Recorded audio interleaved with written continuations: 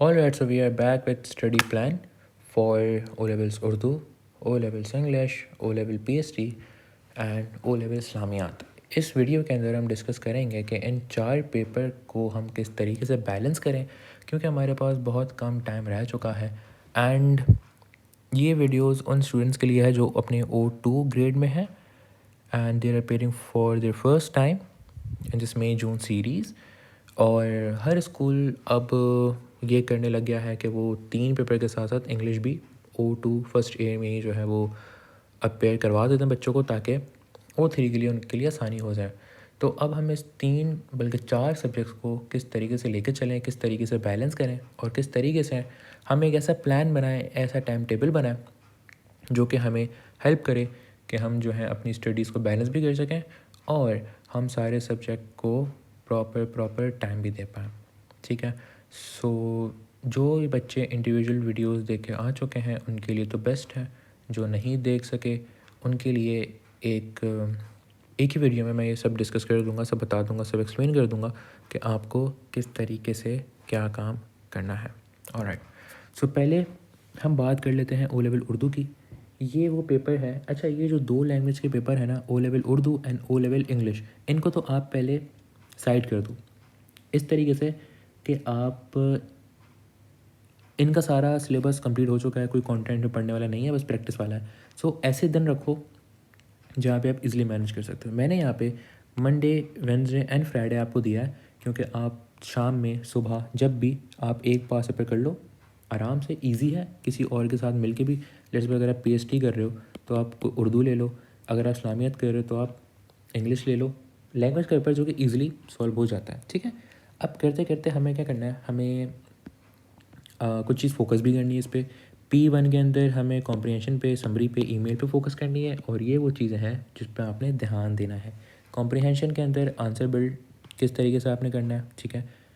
आपने क्या आंसर लिखना है, आप पूरा क्वेश्चन कॉपी नहीं करोगे जो वर्ड टू वर्ड होता है, आप अपनी ज़बान के अंदर एक आंसर लिखोगे एंड कॉम्प्रिहेंशन के अंदर वो आप लिख दोगे।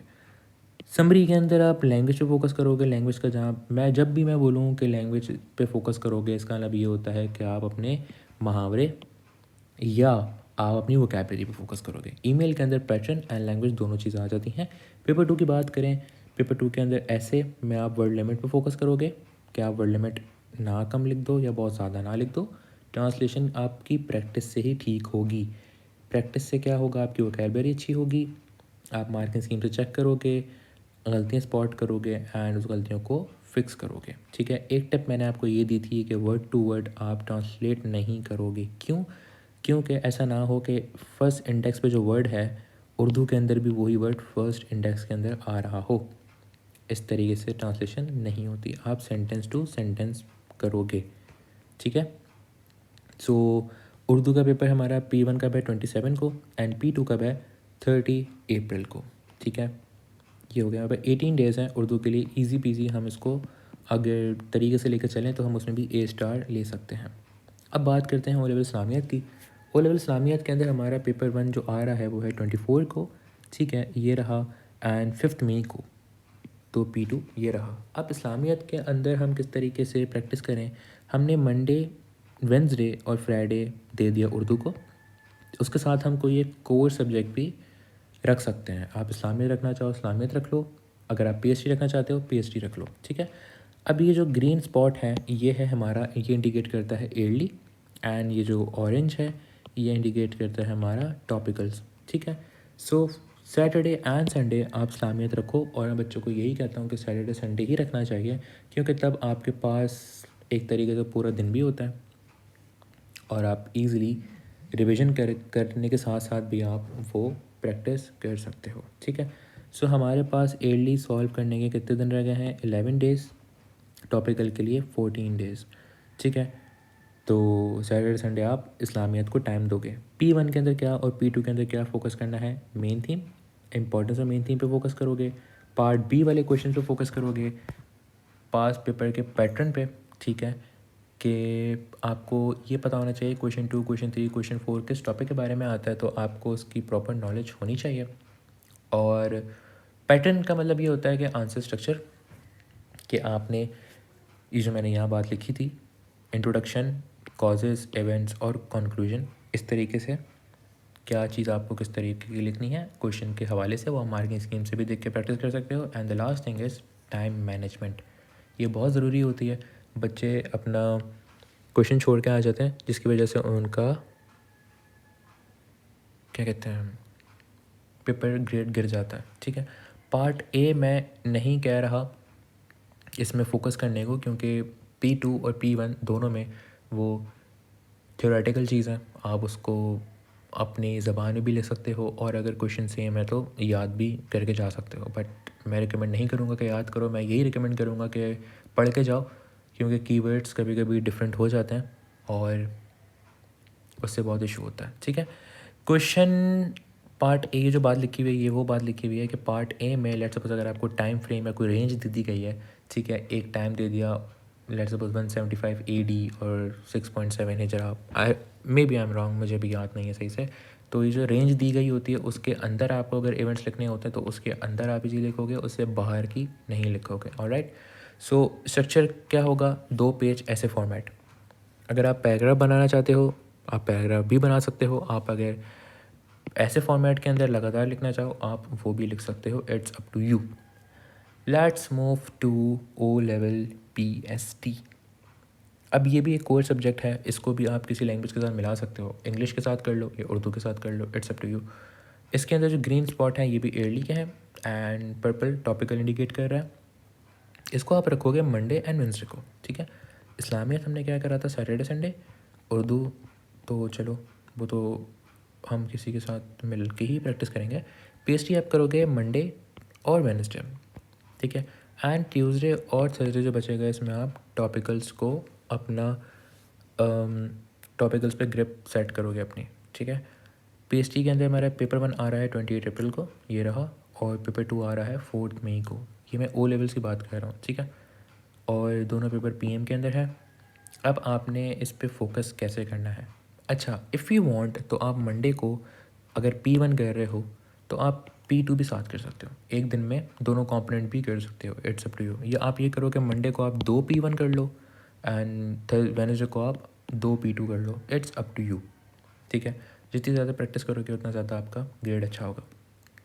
हिस्ट्री के अंदर आपने क्या फोकस करना है, आपने answer structure 4 number, 7 number and 14 marks वाले नंबर को आपने 14 मार्क्स वाले क्वेश्चन को आपने किस तरीके से लिखना है।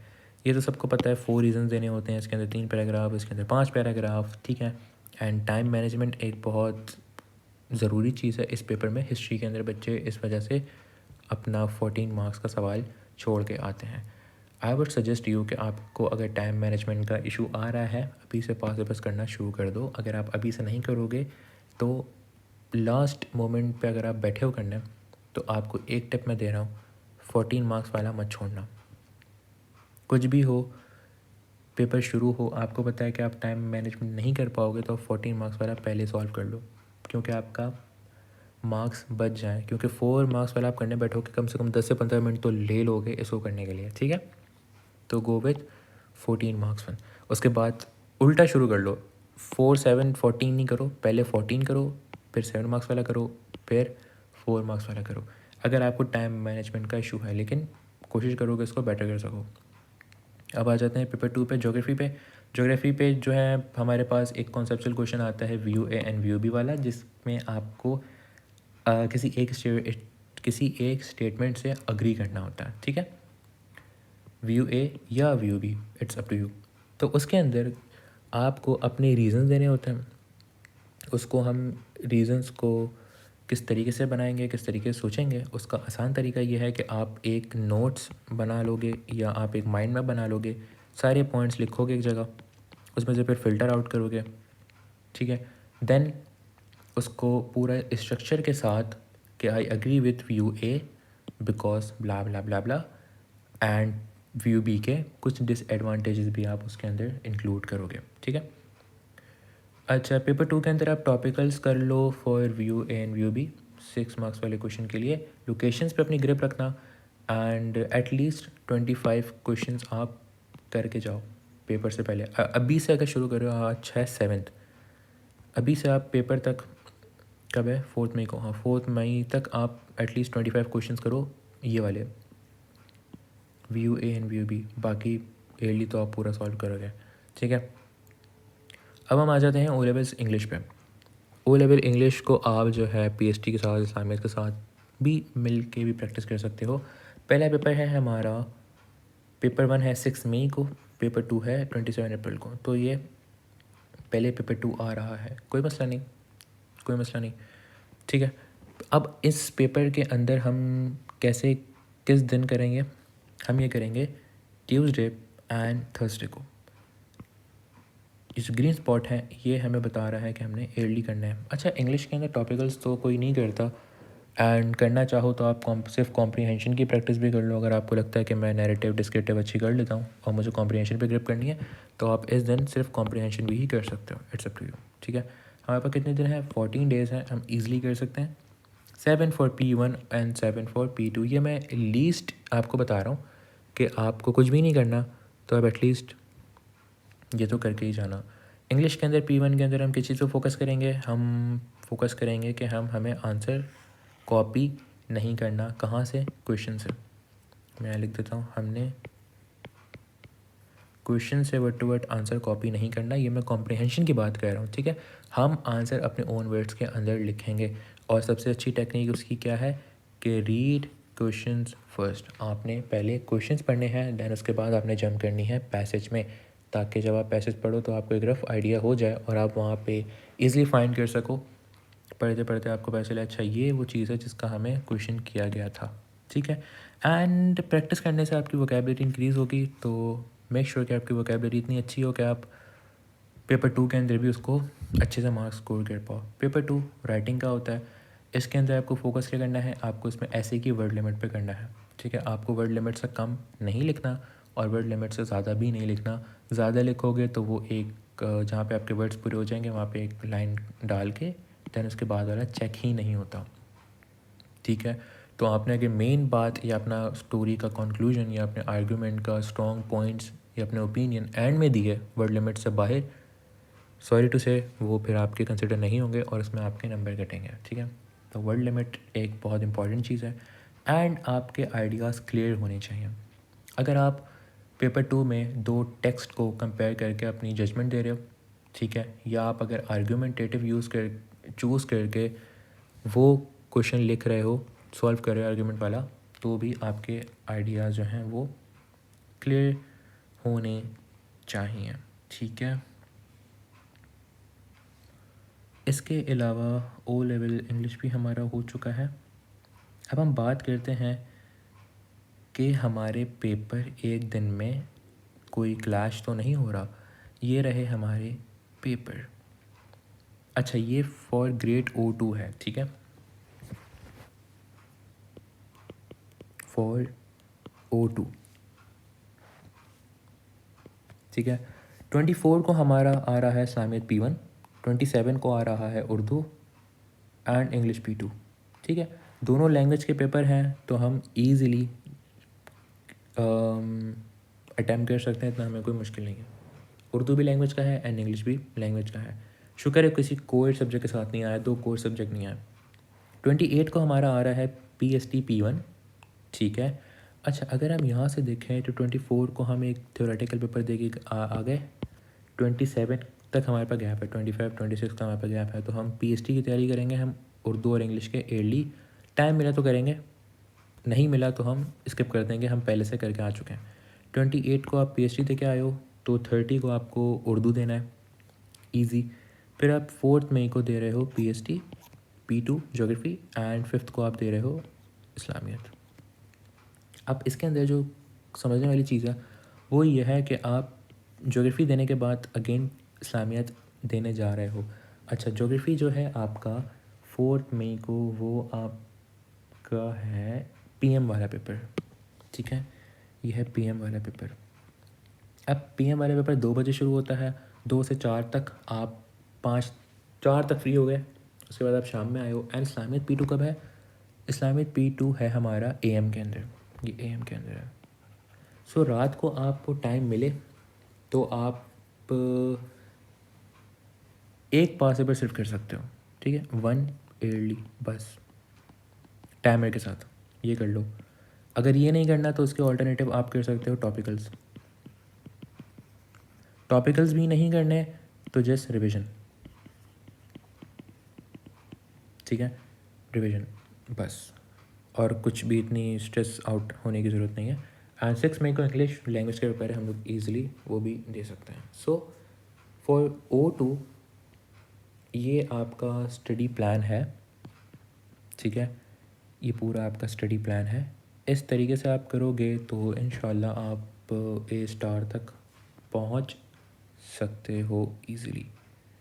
If you have any queries, any questions related to any subject और दिस स्टडी प्लान, आप हमारे इस नंबर पर कांटेक्ट कर सकते हो, ट्यूटर लिंक है, या तो आप हमारा ग्रुप भी ज्वाइन कर सकते हो।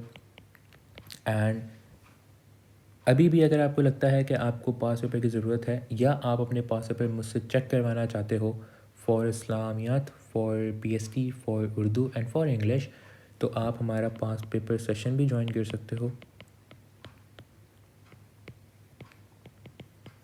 आप इस मैसेज पे हमें एक टेक्स्ट कर सकते हो, ग्रुप पे एडमिन को कर सकते हो, या डायरेक्ट इस नंबर पे भी टेक्स्ट कर सकते हो। आप सिंपली अपना नाम लिखोगे, just your name plus tutor name and subject, ठीक है। लेट्स सपोज आपका नाम है अली, आपने लिखा अली, ठीक है, कॉमा मेरा नाम है एहसन, तो आपने लिखा tutor name Ehsan and for English. तो आपने ये लिख के इस नंबर पर सेंड कर देना है, देन आपको फर्दर डिटेल्स मिल जाएंगी। मैं थोड़ा साफ़ तरीके से लिख लूँ अगर तो